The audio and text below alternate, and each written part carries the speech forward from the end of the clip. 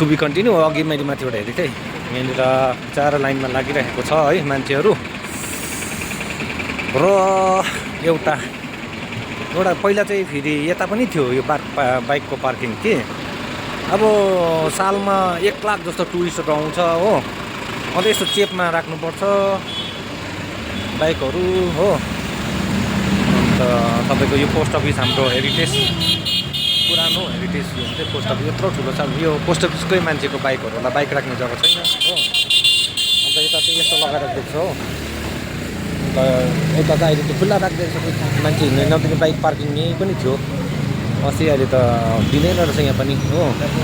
अन्त बाहिरबाट आउने मान्छे यहाँ काम हुने मान्छेहरू चाहिँ बाइक चाहिँ कहाँ राख्नुपर्ने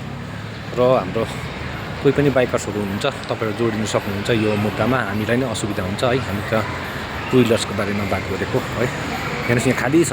यहाँ राख्नु दिएको भए पनि हुन्थ्यो नि पार्किङहरू थियो नि राम्रो दामी थियो नि हो अन्त हेर्नुहोस् त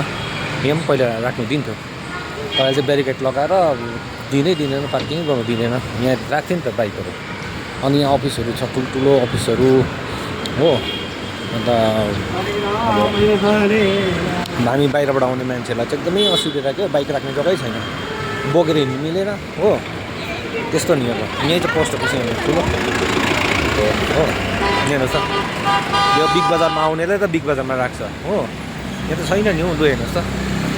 यो पोस्ट अफिस यहाँ हुन्छ है हो दार्जिलिङ पोस्ट अफिस